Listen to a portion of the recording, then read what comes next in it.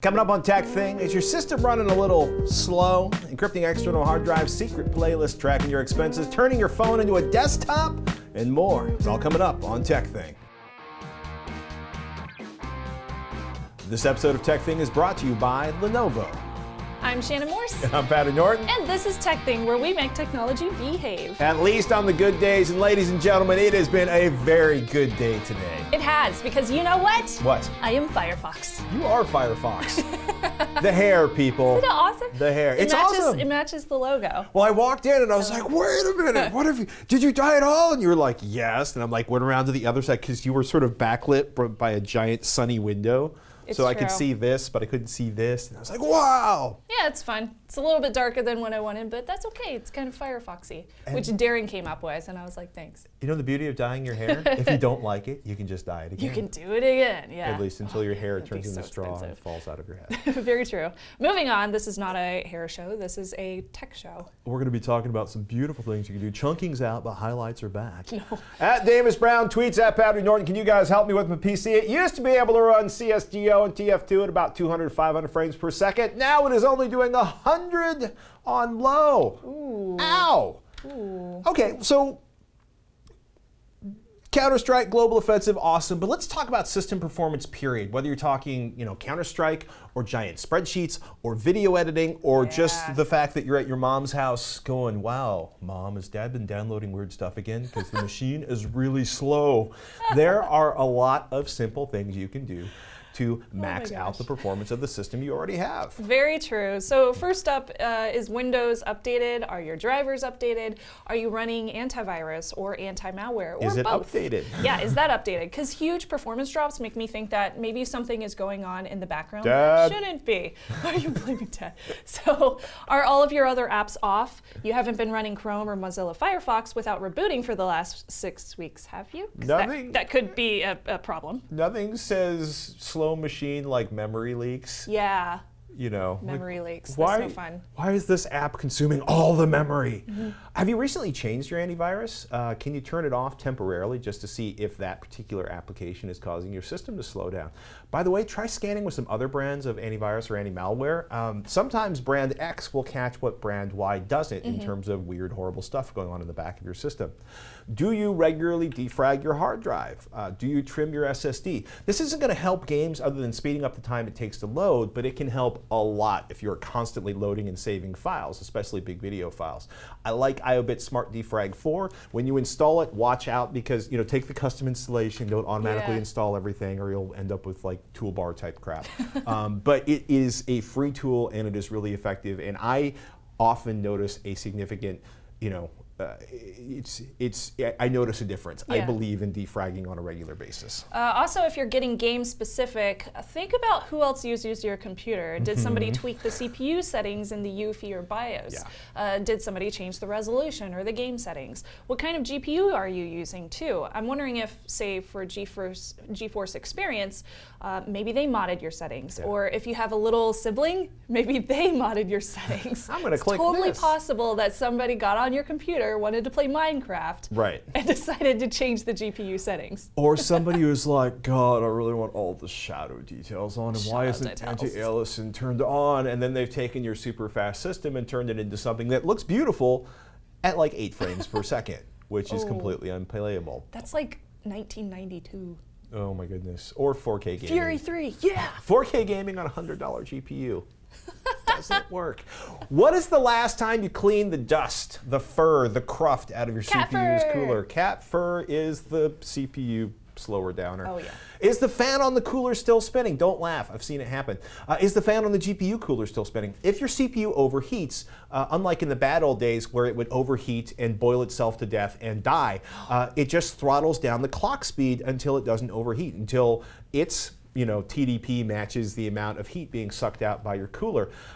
If you have a bunch of cruft or a fan that is no longer spinning, that will hugely impact the performance of your machine. Yeah, and also look for game or application-specific performance guides.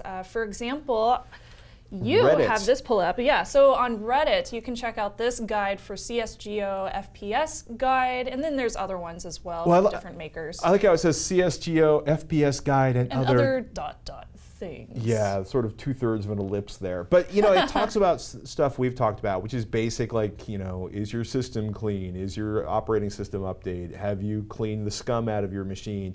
Have you updated your GPU drivers? And then it goes through very specific settings, you know, ambient occlusion, power management mode, shader cache, vertical sync, and gives you suggestions for that. Here's the thing.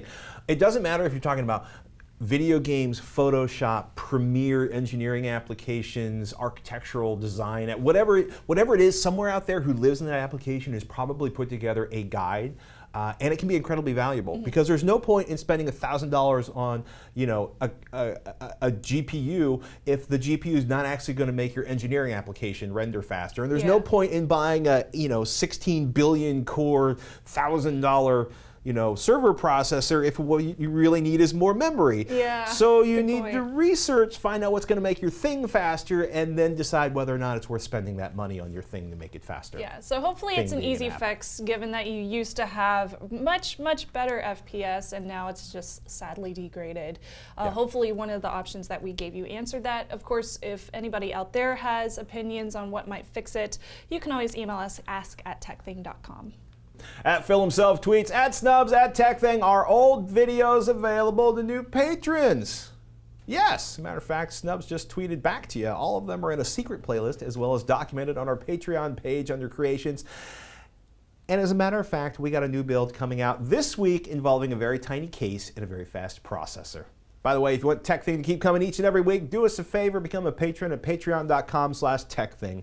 You can donate however much you want per episode. Every little bit counts, and you'll get access to perks like our build videos, secret posts for patrons only, and even a monthly hangout with us at higher pledge levels. If you can't donate, it's okay. Share the show with someone you think would find it useful, and thank you so much for supporting TekThing. 3 questions answered, 3 reviews, 3 picks, all in 3 minutes. This week's Rapid Fire Roundup is brought to you by Lenovo, and Shannon's got 3 iPhone apps to track and report expenses because tax season is coming up fast, people. Are you ready, Ms. Snubs? I'm ready. Go! Mr. Norton. So the first one is called OneReciept.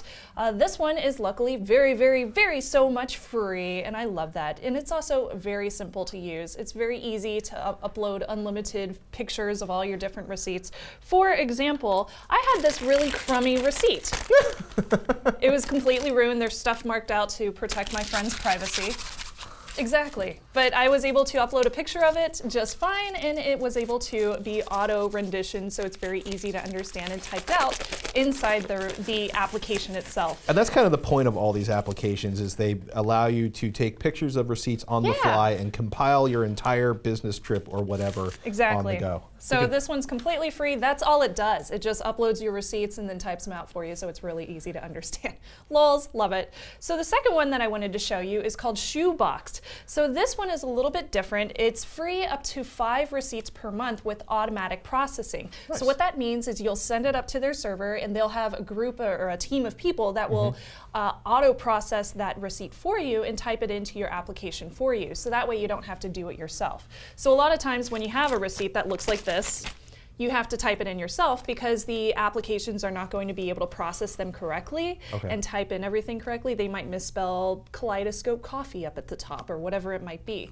So this way you have a team of people that are doing it for you, which is pretty fancy. Is it fancy or is it creepy? It's fancy as long as you don't have to worry about the privacy of your receipts, which generally if it's for meals or things like that, you don't have to necessarily worry about it too much.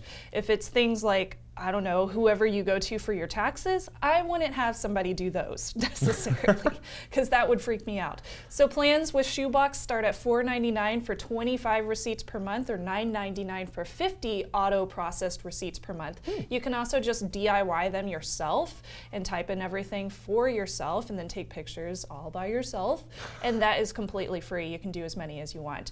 The cool thing about Shoeboxed as well is it allows you to do processing of mileage, which is really fancy, and then your receipts. So very easy, very simple to use.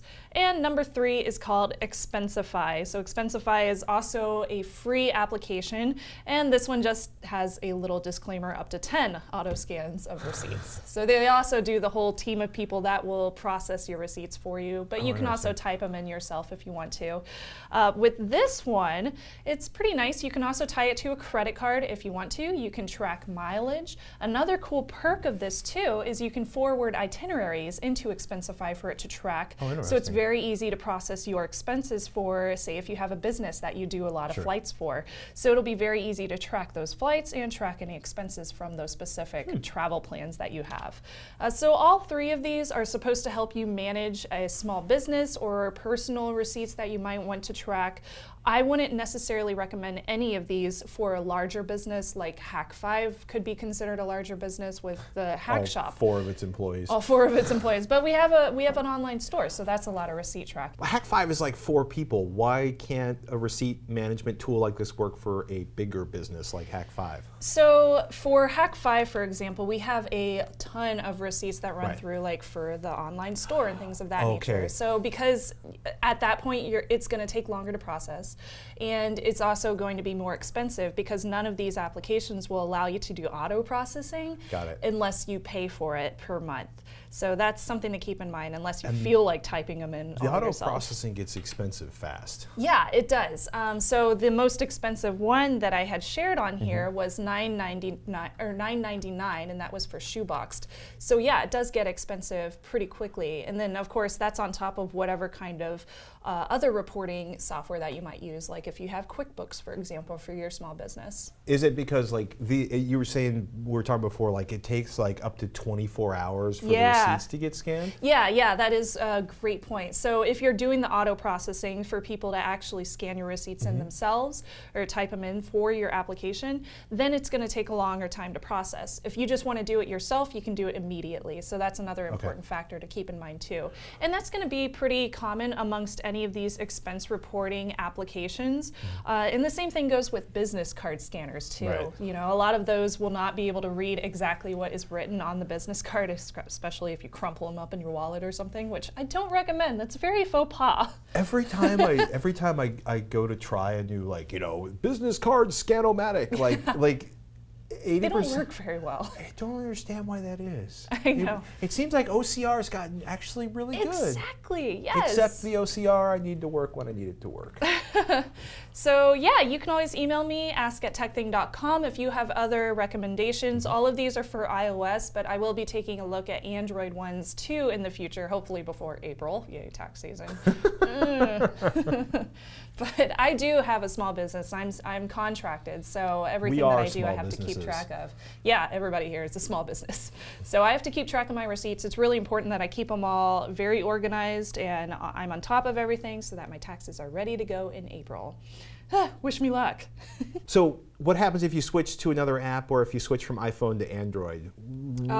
Is all the information from these being dumped up to your accounting software, or are you managing it in their ecosystem? So for example, Expensify has a online browser edition, so you can always access this online if you change over to Android or something like that. They also have an Android version. But some of these, like I believe OneReciept, does not have an Android version, so you're kind of screwed on that one. Unless you export it. Unless you export or rescan your receipts all into like an Android version of some kind of expense reporting. Commitment. Got some suggestions? We're all ears because, like we said, we're small businesses. Email ask@tekthing.com and tell us what you think. At Pieces and Loves, ask on Twitter, @TekThing. How do I encrypt my external hard drive? Love the show, and I do believe that is a happy cat face. Oh, that's a total happy cat face. Oh my gosh, I love this question. And I have gotten this question so many times over the past several years. At least I have. I don't know if you have. No, it's a okay, I've put my secure documents on the external drive. How do I keep everyone from looking at it? Yeah, how do I keep this safe now? So I've never actually shown how to do this. So I've updated my walkthrough with Vericrypt, which is the successor to TrueCrypt, because supposedly TrueCrypt was no longer secure, but I'm pretty sure it's still okay. Yeah. But if you guys are curious, Vericrypt is over at vericrypt.codeplex.com. So this is basically a free downloadable software for several different operating systems, and it's just like TrueCrypt. So it can encrypt any kind of drives, be that external, internal, the one with your operating system, et cetera, et cetera. So I'm going to show you this on Vericrypt because I tried it on TrueCrypt, but I received an error, most likely because TrueCrypt's supposedly not secure anymore. Well, but it's probably fine. TrueCrypt is dead to us. Just go to VeriCrypt. Just Aw, go to. TrueCrypt has a special place in my heart. It has a special place in my heart too. I like VeriCrypt. But TrueCrypt has been abandoned and VeriCrypt is currently being developed. So just go to VeriCrypt. So in case you're curious what VeriCrypt looks like over on my computer, this is what it looks like. It's a lot like TrueCrypt. It's a nice little GUI. It looks exactly like TrueCrypt, which is awesome. So first off, I should mention, make sure that your external drive is connected directly into your computer, not a hub, because it won't work. Why is that? I have no clue. I think Okay. it might be because of power issues. Okay. Because if you're plugging into a hub, your USB external hard drive might not get the same power that it will get plugged straight into your computer, and it might not be able to mount correctly too if you have it plugged into a hub. So that was an issue that I ran into. Make sure you connect it directly into your computer. Make sure there's nothing on it.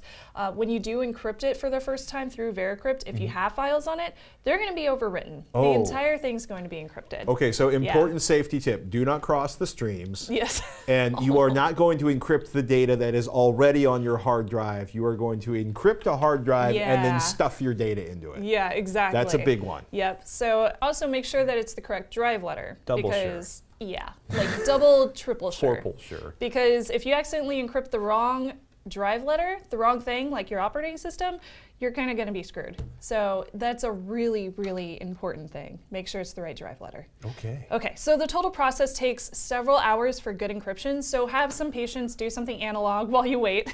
Read a book. Yeah, read a book.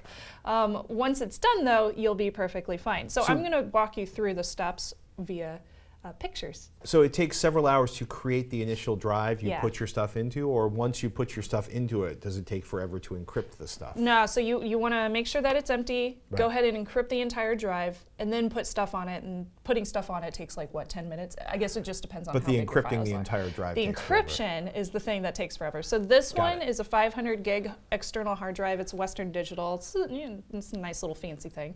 And it took about 3.5 hours for me to encrypt this. So if you have a larger hard disk drive or a larger external hard drive, that's going to take a lot longer. So a 1 terabyte will probably double the wait time that you have to take. So it's going to take all day long. So first off, I'll go ahead and walk you through the process. Luckily, it's pretty easy and most of it is self-explanatory, but I'm going to go ahead and walk you through it just in case you have any issues.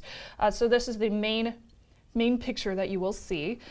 First thing you want to do is make sure you go down to Tools and choose Volume Creation Wizard. So instead of just doing a regular encryption, which would encrypt whatever drive VeriCrypt is installed on, you're going to do the Volume Creation Wizard, which uses a volume to encrypt. It's going to give you a little bit of a warning, which basically says, okay, make sure you follow the steps correctly, and then you can just move on. So we're going to do a standard VeriCrypt volume. So this just does a regular encryption. It doesn't hide the volume or anything because I don't necessarily need it to be hidden. I just want it to be encrypted. So I choose standard. I choose the hard disk that it's going to be on. So you select device, you make sure you choose the correct drive, the correct drive letter, and then you can choose never save history. So this basically just erases any history about what drives you might have encrypted in the past. Click next, and then you can create an encrypted volume and format it. You can also encrypt a partition in place. So this means the entire selected partition, all data stored on it will be encrypted in place. If the partition's empty, you should choose the other option. Okay. So basically I'm choosing the other option because I emptied it out. So you could technically encrypt a partition that already had data on it. Technically you could, but I tend to veer towards emptying it out before I do any encryption, just in case there's any kind of errors during the encryption process. I don't want my files to get destroyed in the process of that encryption. Hate that. Yeah, that would not be very fun, guys. So I'm going to go ahead and do the create encrypted volume and format it. So I went ahead and did that, moved on to the next thing. So encryption options. When you're doing encryption algorithms, you're going to have a bunch of options. You'll have two-fish, swordfish, AES, and then you'll have down here hash algorithms. SHA-512, SHA-256 are a couple of those. SHA-512 is the strongest hash algorithm, so that means it's giving it the strongest mix of bits to give you the best encryption. So the encryption algorithm is the thing that turns your data into gibberish. Yeah, and basically, exactly. you know, the ones that you have options for here are mathematically proven to be a ridiculous pain in the ass to crack. Yeah. By hashing that data, you take, say, the key for that particular, you know, algorithm or encryption algorithm, and then you put a whole bunch of extra information in there. Yep. So that it's really difficult to figure out what the actual valuable, useful bit that people will want to steal in order to break into your stuff. So basically, yeah, exactly what he said, reverse engineering it to get that password so that you can decrypt the external drive is going to be relatively impossible for most people, unless possibly if you're the government. Well, if you're the NSA, you have resources that are far beyond what the average user of the show has. But for all intents and purposes, we can consider this a very, very secure way of encrypting your stuff. Definitely. Like no thief that walks in your house and steals your external hard drive is going to be able to figure out what your password is or what your encryption is on this. If you pissed off the NSA, you're dealing with a different order of magnitude of security needs. Yeah. So moving on, we have the encryption algorithm checked. I chose AES in SHA-512 since SHA-512 is the best that you can get. Next thing, it's going to ask you if the hard drive partition is actually that size. You want to make sure that this size is correct. If it's not, you may need to reformat your drive. Or you may be on the wrong drive. So make sure that one matches what you have. I have a 500 gig hard drive. 465 sounds correct because it does limit it a little bit. Any drive does. Next, you'll choose your password. So this is really important in the fact that you want this to be really, really hard. So you want it to be very confusing to most people, but something that you can easily memorize. I wouldn't necessarily put this in a password manager myself. So this is going to be like a phrase from my favorite book or something like that, but with leet speak instead. Well, just remember, if you cannot remember this password, you are never getting back into this drive. You would end up having to reformat it, and then you would lose all your files anyway. So make sure that you have a very good password, very strong password, but it's something that you can memorize. You'll need to confirm that password so that you type it in correctly. And you can also display the password by checking display password to make sure that you spelled everything correctly too. Moving on, you can see my password's pretty long.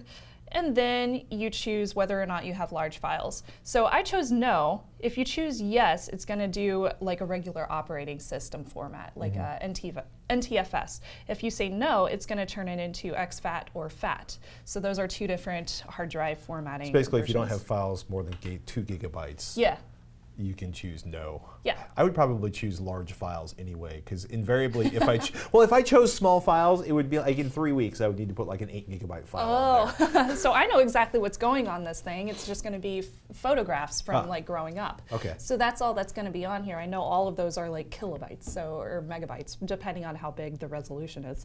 So I'm not worried about large files at all. So I just chose no, and I moved on to the next bit, which is going to be the actual ta-da! Encryption. So this is kind of weird, this little window here. So it says volume format, file system FAT, that's what's automatically chosen. Down here it gives you a random pool of numbers and letters, capitals and lowercase, all sorts of things. So basically what it's saying is you as a person are the most random part of any kind of encryption algorithm. A computer is only going to be as random as its processor allows it to be. So a person is generally You can be pretty person. random. Yeah. I mean, you, the royal you, all of us can be pretty random, not just snubs. So it's going to generate this random key for your encryption by you moving your mouse around in the window. So you can do this for like 5 minutes and create this incredibly long random key, and Vericrypt will use this as kind of a basis as your encryption. So it's really important that you move around your mouse a whole bunch in this window. I know it sounds super silly, but do it. It's important. And as you do this, you'll notice that the random pool of numbers changes. And this is a long, long string that just goes off the window. But eventually, you'll be able to start formatting your drive once you feel like you've moved your mouse around enough. So it's going to take a very long time. For example, mine says left 4 hours. That ended up dropping down to about 3.5 hours. But once it is finally done, it's going to tell you how to mount your drive after you have it encrypted. You will need to have Vericrypt installed on the computer that you want to use decryption on whenever you want to actually access it. Yeah. So if you plug it into any other computer, for example, I plug this into our Hackshop computer. The Hackshop computer thinks it's just a drive that needs to be formatted because it's broken. In which case, do yourself a favor and make sure other people don't have access to this drive so they don't go, oh, there's nothing on this, and format your data away. Well, I mean, you laugh, but it's true. Don't forget your password. Don't let other people play around with this drive and assume it's empty. And if you create a hidden partition, which is really cool, because if someone looks at the drive, you may have a big sort of hidden Z partition, but the only one that normal people can see is the D, E, F, Q, whatever you call it. That's true. Don't forget what you did with your cool stuff. Yep. So lest you erase it. The last thing you're going to see is the Encrypt volume has been successfully created. Woohoo! And then it'll let you drop back into the main menu. So I have that opened here.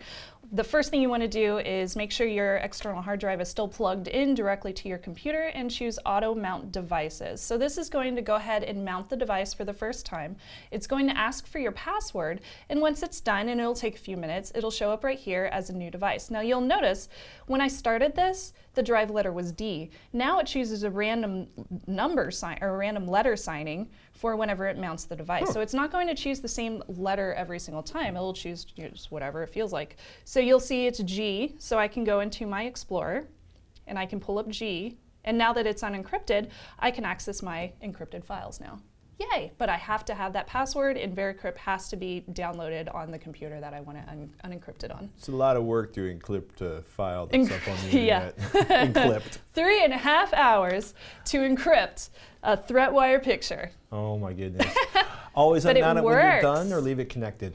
So once it's all done, you do need to dismount it. Dismounting it also takes a couple of minutes, but all you have to do is click dismount, and then it'll go ahead and dismount the external hard drive.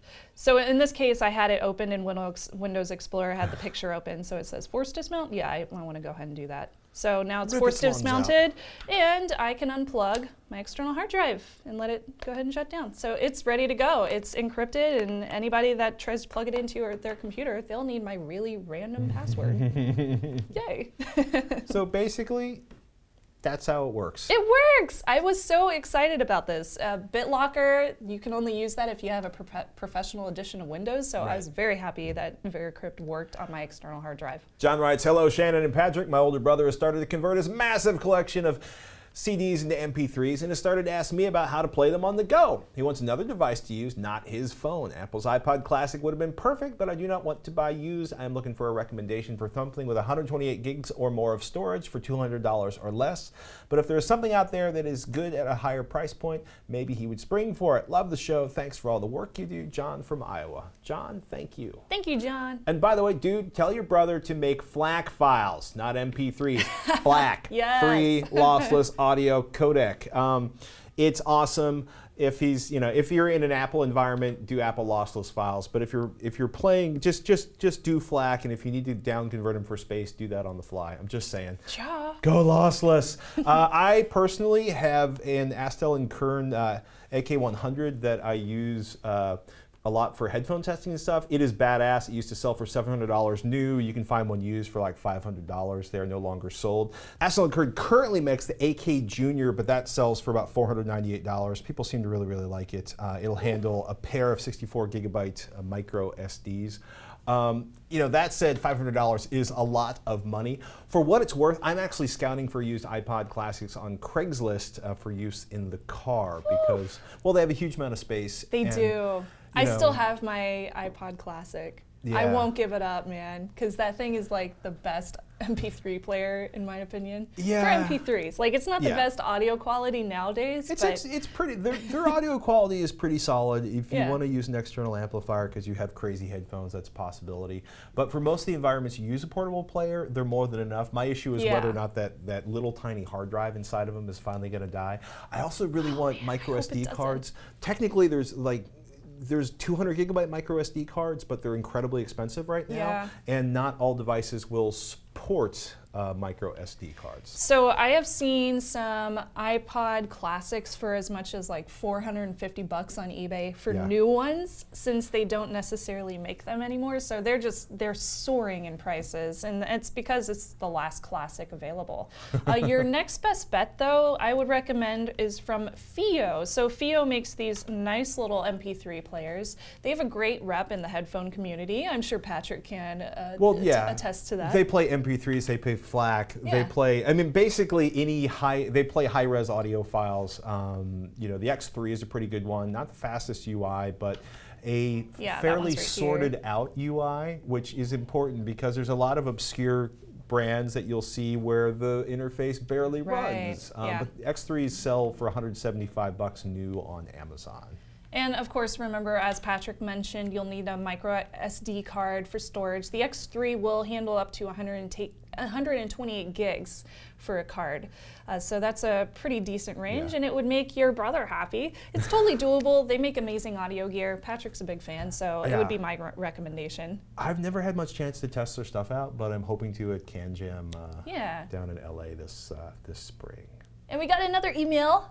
Jamie writes in, guys, I got a brand new 6P for Christmas with a brand new USB-C connector. So my question is, what can I do with that port besides charge the phone? Monoprice has hubs and adapters with all sorts of tempting possibilities such as Ethernet, HDMI, and DisplayPort. So I can imagine the phone with an IBM Model M keyboard, mouse, wired internet, 4K monitor, DAC, and headphone amplifier, external drive, infrared remote for changing channels on the TV, and a charger. Obviously, I want to find the answer without spending lots of money on things that won't work and or damaging the 6P. Of all the podcasts I listen to, only TekThing has hosts crazy enough to actually try this. So how much stuff can I simultaneously connect to my 6P? Jamie in Petersburg, Virginia. So wait, Jamie, you're asking me to use my personal 6P and basically destroy it in the process, quite possibly? Well, okay, it's gonna, you know, unless you figure out a way to like jam like 120 volt AC through a Type-C connector, it's really hard. It's really hard to kill things just by plugging things into a Type-C connector. Yeah, that's true. I love that you want to turn your phablet into a desktop. Here's the good news. You can use that USB-C port to charge the phone. Yay! And you can use it in theory to connect to external drives and possibly DACs. Unfortunately, the 6P won't do HDMI video over the Type-C port, despite some rumors to the contrary on the web. If you've done it yourself, if you have gotten video out of your 6P over that Type-C port, email us. Yeah, because that would be extremely useful for podcasting. But according to Google, there is no way to get video over that jack. They want you to send video to a Chromecast. Yeah. Personally, I think Bluetooth is a much simpler way to attach a keyboard and mouse, but you can pick up a USB 3.1 4-port hub to try and get your DAC and a USB keyboard and mouse running. You can try a PS2 to USB keyboard adapter for that Model M keyboard you were talking about, but it is a real crapshoot as to whether it will work. There are PS2 to USB adapters are out there. People's success or failure with them seems to be completely random. And also, I do want to mention from the USB Wiki, USB Type-C devices support power currents of 1.5 amps and 3 amps over the 5-volt power bus, in addition to the baseline 900 milliamps. So this means that if you're trying to power anything that's over 1.5 or 3 amps, then you'll drain the source power, the 6P. But you probably wouldn't damage the phone. It'll just not power any additional peripherals. So basically, if you want to do a whole bunch of crazy stuff, get a powered hub. Yeah, exactly. Yeah. I'm sorry, I was going to say, it's been funny because as I started looking into this, there are so few people who have tried to connect anything for the Type-C port. I know. So all I've done is the charger so far, but I really want HDMI to work. That would be amazing. Do you have a Type-C to USB adapter or a Type-C to USB hub? Because we could try to plug one of my DACs into that. Well, I have an adapter. It's at home, though. It's at home. I'll have to bring it in, man. In response to our viewer who asked about blocking certain ads on YouTube, Tony says, hey, love the show. Actually, you can block all ads in YouTube using this awesome Chrome extension. And he links us over to Magic Actions for YouTube. Not only that, but you can enable night mode, hide annotations, speed up preloading, etc. I would recommend this extension for anyone who wants to block YouTube ads, from Tony. So that will work in Chrome, but not the applications or other browsers. And we should also mention again that you can set your interests via Google's ad settings tool, and that can be found over at google.com/settings and a whole bunch of other stuff. I'll put that link in the show notes. But your interests anatomy. Yeah, so this isn't, why did it that's messed up. Okay, so I had unchecked a lot of this stuff, and I'm in my personal account right now, and apparently everything's rechecked again. So that's annoying. And unchecking them doesn't necessarily block them. It is not granular control. I would also say, you know, if you are a huge fan of YouTube stars that make their money off YouTube, you probably don't want to block their ads because you want those people to be able to actually eat. That's true. Just saying. Yeah, I don't Just block saying. ads because I don't want to be a hypocrite. Because we put ads in our show. Yeah. Thanks, Lenovo. Thank you, Lenovo. And remember, once in a while, that pretty much wraps up the show, but step away from your laptop. You know, put down your phone, close the laptop, do something analog. Like this idea from Johnny. He says, hi Patrick and Shannon, on the subject of something analog, how about this wheel that my wife made last night? Paper cutting. It is made from various thickness of card cut on a Cry-Cut flatbed cutter and then glued together by hand. Have to say, I love it. Keep up the great work. Cheers from Johnny in Halifax. Oh, this is so cool. And he also sent us a video, and this is incredible. If you've never seen one of these automatic cutting machines, they are so cool. Brother makes them, Cry-Cut makes them, there's a bunch of other manufacturers, but you put material in, and it will actually, if you will basically convert a line drawing into a pattern it cuts out, which could be incredibly epic for stencils. Heck yes. It's so cute. It's so cool. Oh, that's awesome. Thank you so much for sharing that with us. I think it's wonderful to see what people are doing with their analog time. And again, my name is Shannon Morse. And I'm Patty Norton. And we'll see you next week on TekThing. Don't forget, build video coming out. Yay! If you're a patron, you'll get it.